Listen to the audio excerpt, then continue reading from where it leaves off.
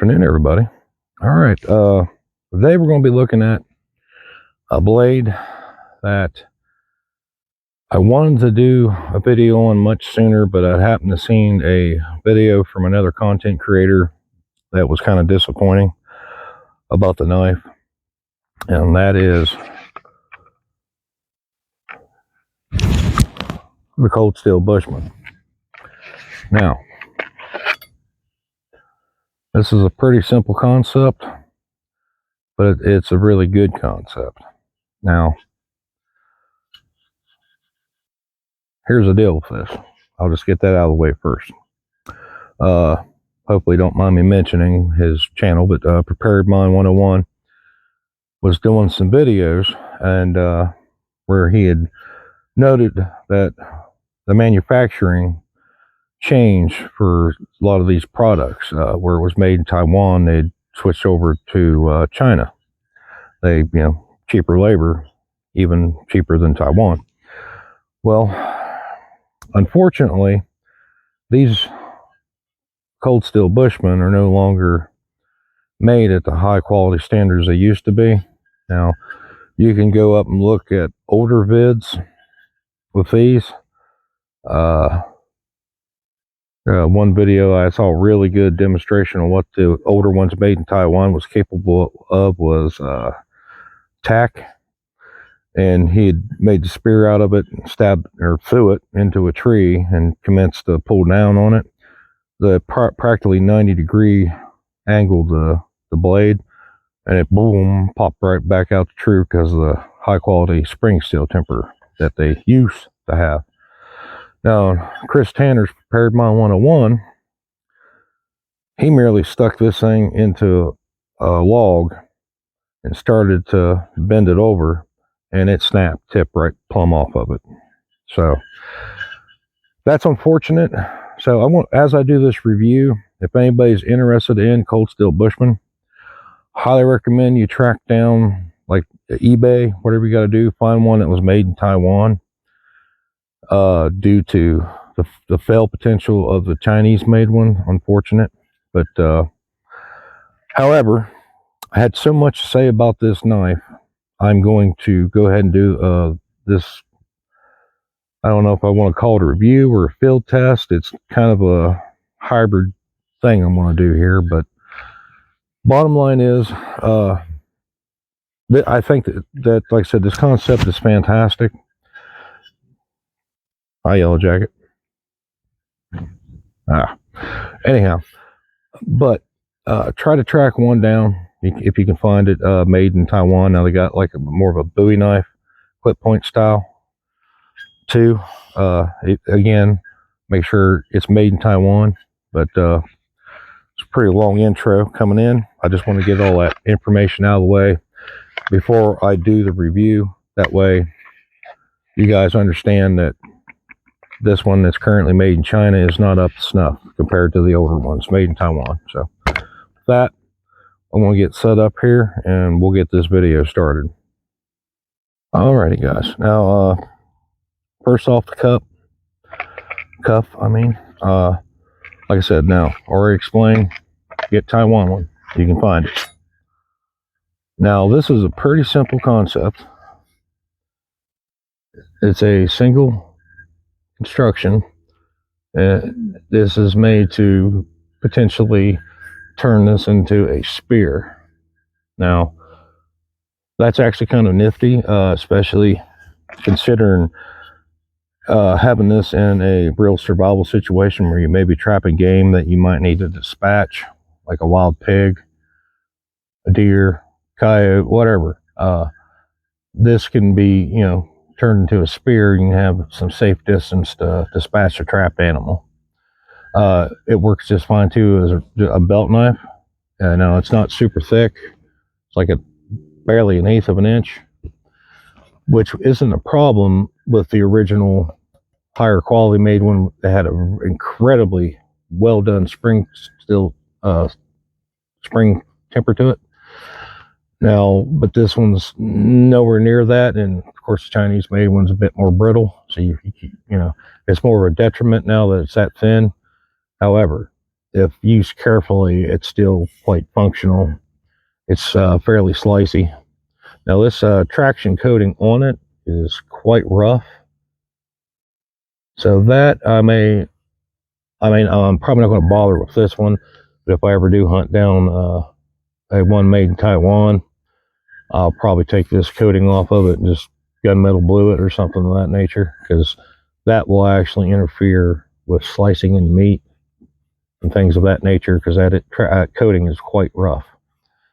But the one thing I did to mine that's I haven't seen anybody else do, you see on the ferro rod, I've got a screw, and I've actually got a screw that comes through the bottom that sits under the ferro rod, a smaller one. That one, pretty sure I won't ever lose, because this holder for that ferro rod's quite tight. This one, it could possibly lose, because if it's torqued hard enough, it can twist to the side and that could fall out. But I got one here. I just didn't want one that had a real long screw sticking out. But neither here or there, I'll have a screw if I need to make a spear or what have you out of it. So that's actually what we're going to get to now. So I'm going to remove this. And it comes with a small ferro rod. Not the greatest in the world, but you know, at least you got one if you intend to use it for what it's meant to be for.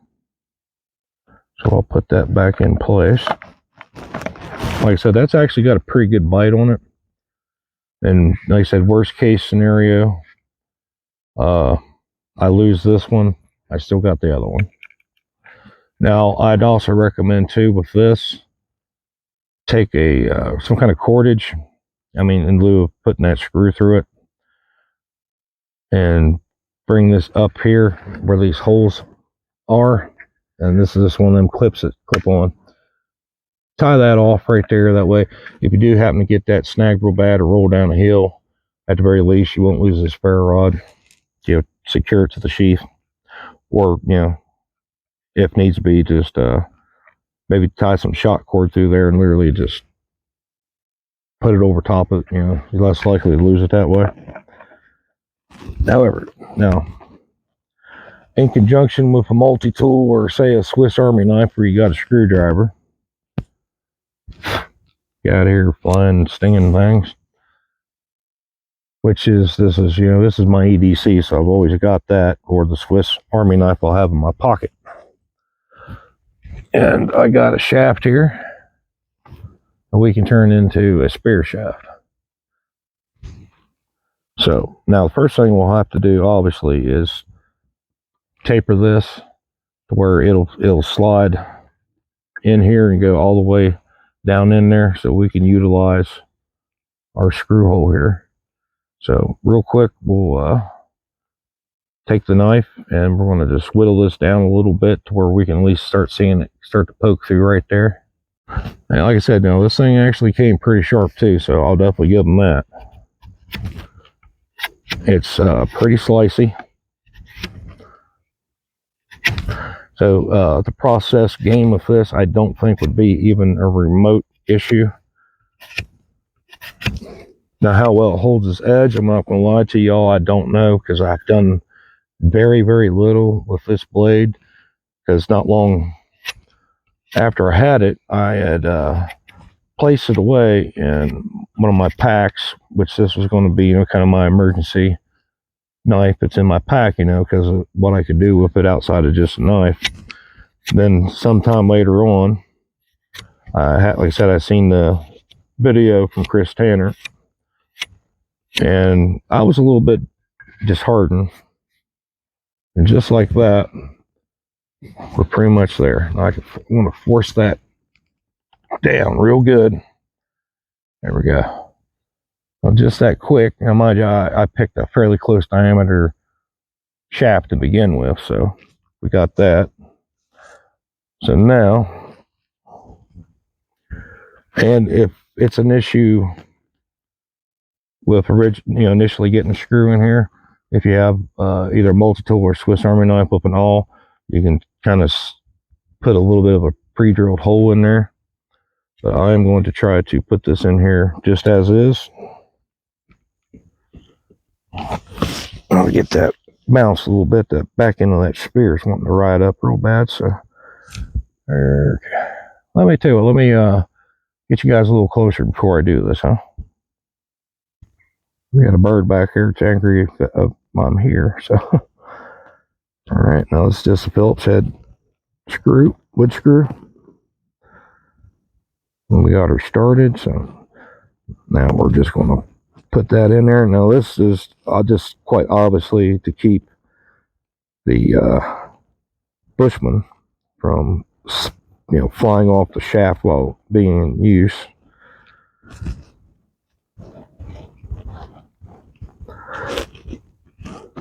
Now outside of this, if by chance you could, if you're not, may not, or very unlikely to have a multi-tool or something of that nature, you can maybe try to find a thumb screw. That's literally a screw that has like the wing nut shape on it, and try to attach it to the sheath in some manner by cord or something. That way you've got something here. Like I said, now outside that, let's say you do have a means to either drill a hole or use like an awl or something to drill a hole. Nothing else. Find you a piece of hardwood stick, whittle it into a small dowel, and hammer it into that spot in place of a screw. Though that's not going to be near as secure, there's still a chance that that piece of wood could snap off. But it's definitely better than nothing. All right, guys, here we go. She's put together. Now the important thing too is, especially if you're going to be by chance or have this thing put together and carry it in that configuration, vitally important that this is over top your head. That eliminates the risk of potentially slipping and falling and impaling yourself on that, because like I said, regardless, it's inferior to the Taiwan made one. It's still wicked sharp, and that's a wicked fine point up here, and that could be a catastrophic, if not potentially fatal injury. So but now then, we got the spear put together, so now we got a reach weapon basically. So this thing is actually longer than I am tall. So I'm approximately 6 foot and 4 inches. And I'm going to say that we probably got somewhere in the neighborhood of 7 or so feet right here. So now we got reach.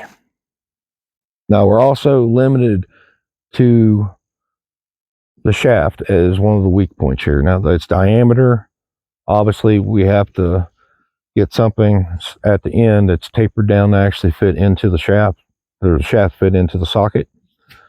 But it does taper out a little bit bigger as we get back down here. So keep in mind, I highly recommend a good strong hardwood for the shaft. If you're going to potentially use this for a spear, try to find the straightest one you can. Personally, I'd suggest hickory if you can find it. If you can't find hickory, go oak. But hickory's got a lot more flex than oak does, and that to me would be far better for a long shaft like this. If you're plunging it into something, that way it can flex without snap so much, potential for snappage. However, now let's say we did make a primitive trap. We've caught us a wild hog in it.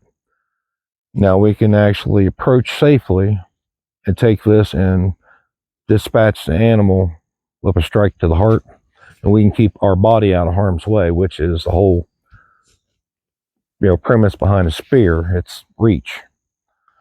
And as far as self-defense, if we're going to medieval times and melee weapons, and we equate that to knives, machetes, modern swords, I don't care what anybody wants to argue.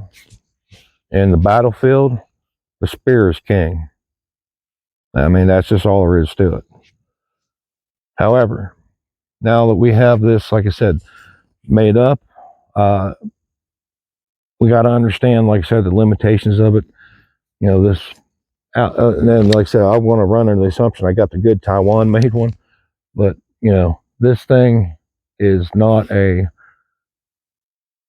hand forged weapon of war. This is a knife on the end of a stick.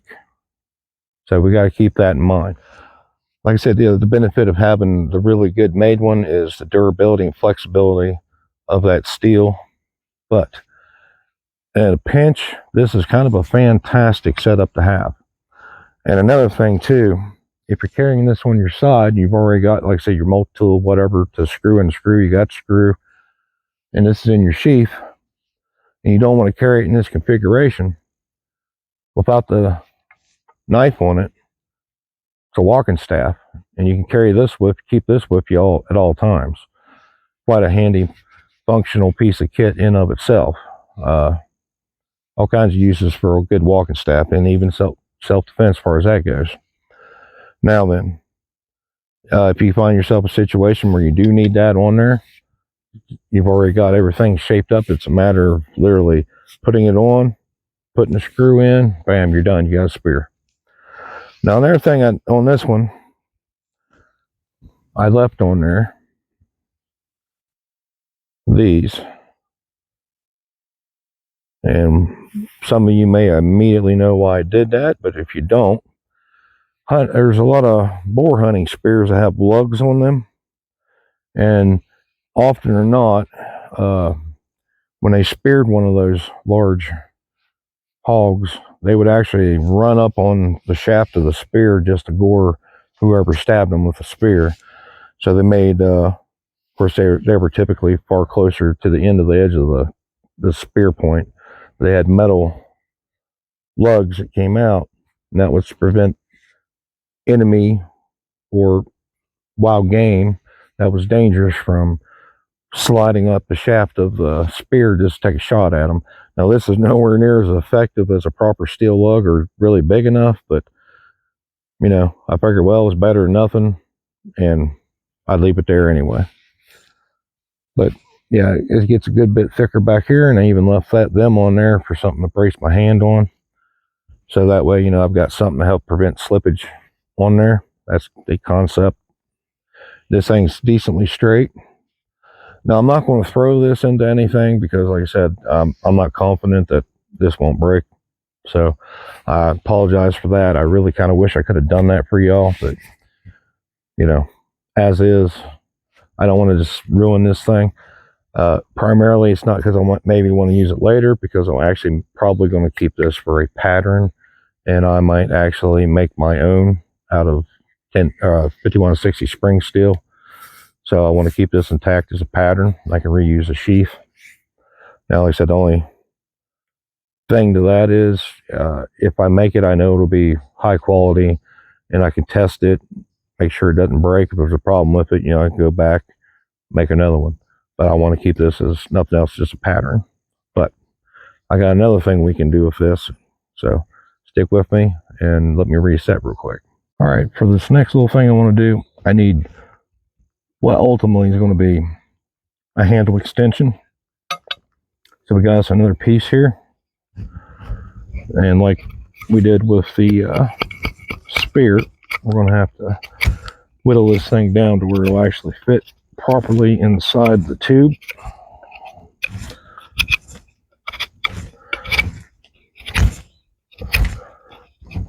Now, some of the videos I've seen on this, there were a lot of people complaining about this thing rolling in their hand. Now, like I said, I don't like being a negative individual on this channel. I think I've made that well established.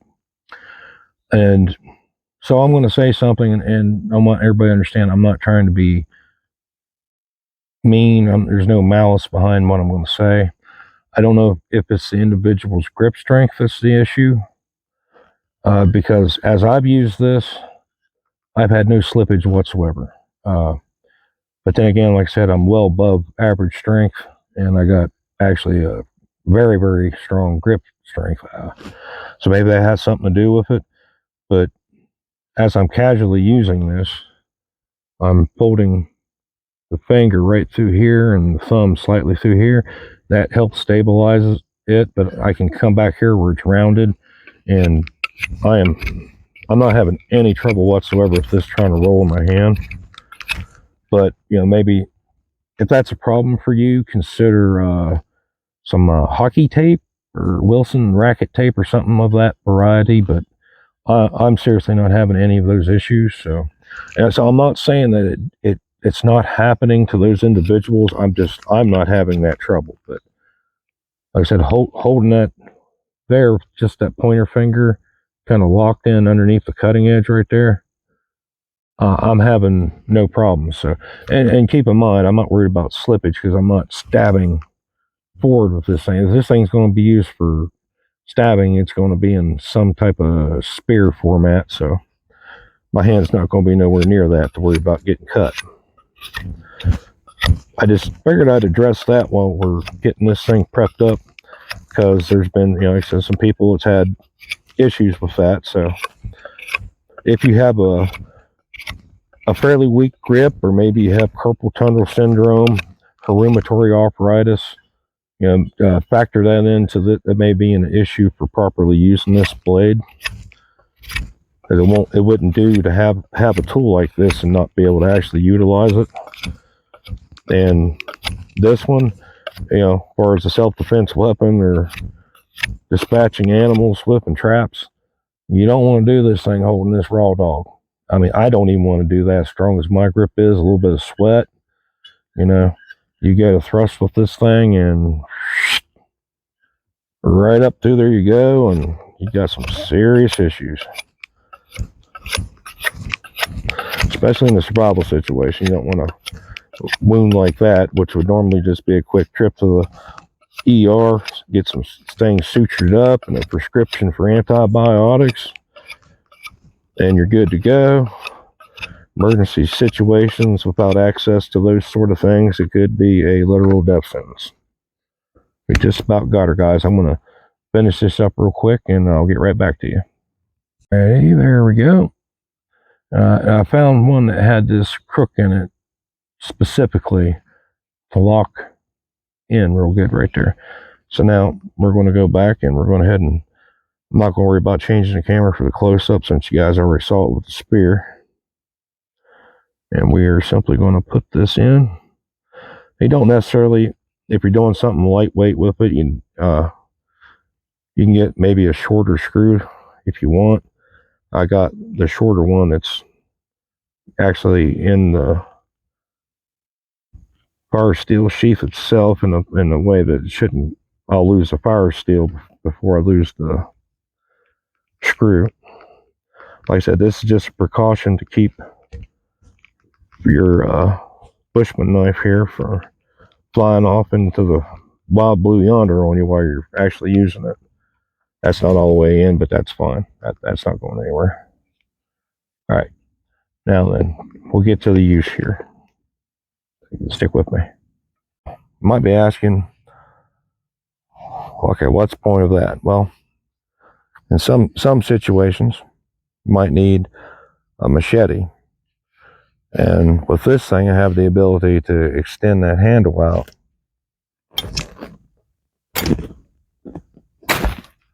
Now I can keep my hands completely out of the way.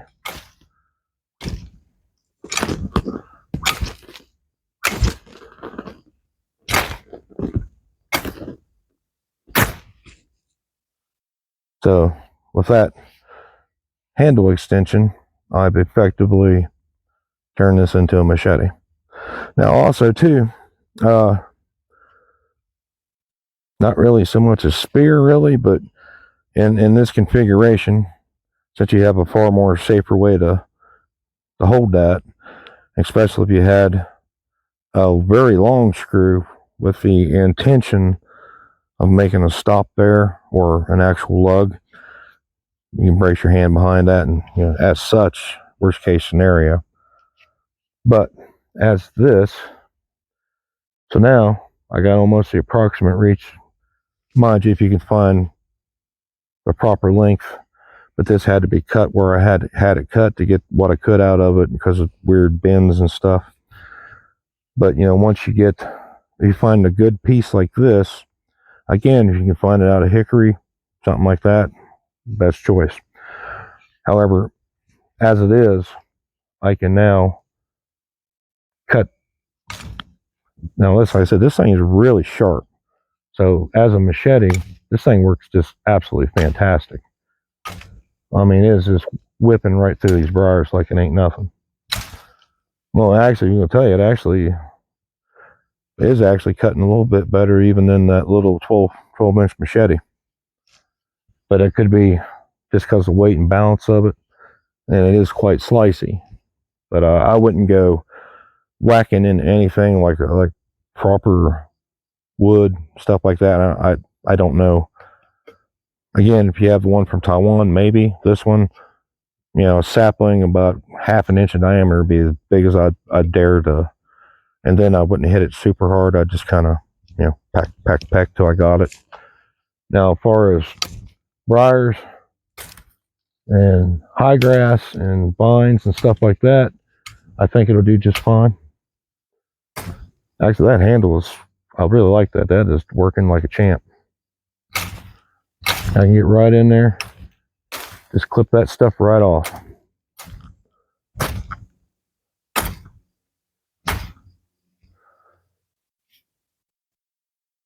All right, guys. We'll get reset here and we'll do a little something else with it. So yeah, that actually worked very well. Like I said, now if you're out there and you got a camp established and all that stuff, now you can keep. So you get the best one you can find, a spear shaft and an extended handle for using this thing like a machete. Put that up somewhere, keep it under shelter if you can, whatever you're using, to sleep in, tarp, tent, whatever. Keep those two somewhere, whenever you, with intent to go out and use it as such. That way you've always got your best handle you got. Then if you have to go out and about anywhere else, you happen to find something that you can just use as more of a compromise, and it's not that big of a deal. But anyway, now with that big on there like that, that's a little more awkward to use for just a small knife for small tasks, but we'll go ahead and try it anyway.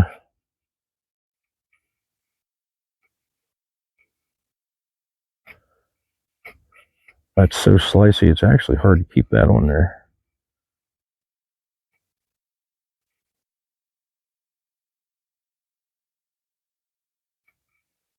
But I'm not used to quite that profile. However, we can definitely make shavings with this. And it's, like I said, it's easy enough to get in there and hog off wood and carve out with that.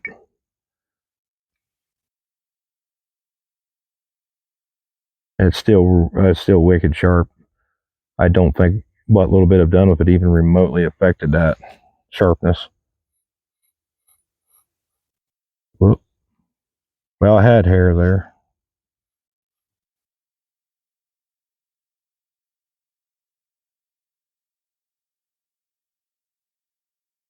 There it is.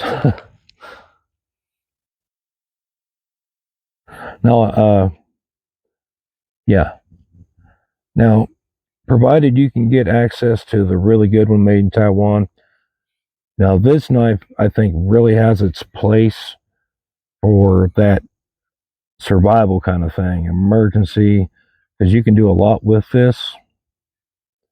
And to being able to use it for a hunting spear, a makeshift machete, like I said, there's a lot of tasks that you can maybe change up. We do based on the type of handle you got on it, the length of the handle. Like I said, the way this is made, I mean, makes a perfect extension for it, and I can get in there and I can actually whack brush.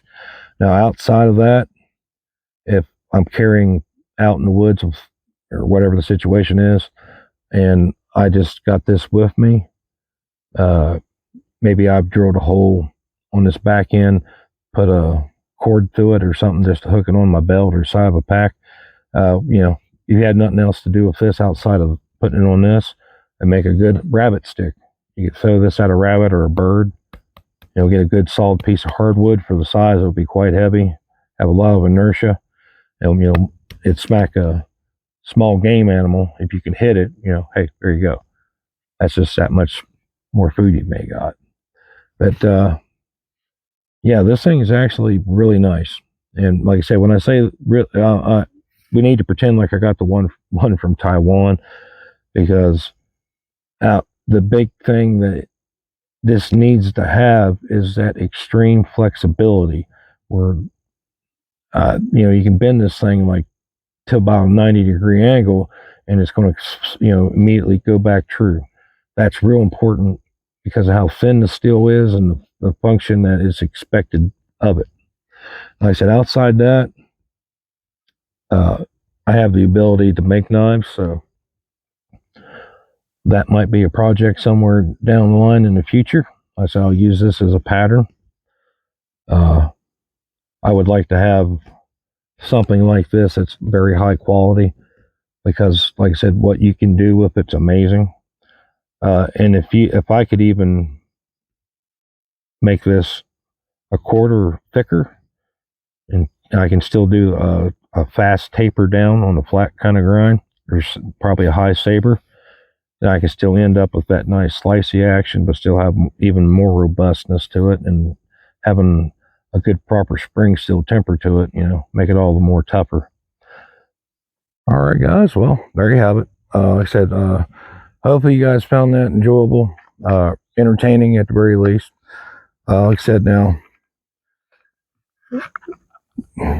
it sucks that that had to change up, but this thing has a lot of potential. So, like I said, now at the end, would I recommend it? There's a caveat to the yes. If you can find the original Taiwanese made ones, then yes, absolutely, these things are really nice. Even if you can't get this one, I mean, the only one you can find is the clip point Bowie knife bladed one that's made in Taiwan. Get it. I mean, I know even if you may prefer this style blade, if you can get one of these, whether it's, like I said, the clip point or this one, and it's the good one made in Taiwan, just get it. They're well worth the have. Now, like this sheath is there we go, a little bit fiddly. There is rattle, by the way. This thing is not quiet. However, that may be something that could be fixed with a heat gun, but I'm not messing with it. Anyway, hope you guys enjoyed this video. Like I said, it wasn't the typical deal. It was a review, field test, kind of weird hybrid thing. So hopefully you don't mind that, a little bit different. But anyway, thank you all for watching. I appreciate each and every one of you for watching, and I'll see you all soon in their video.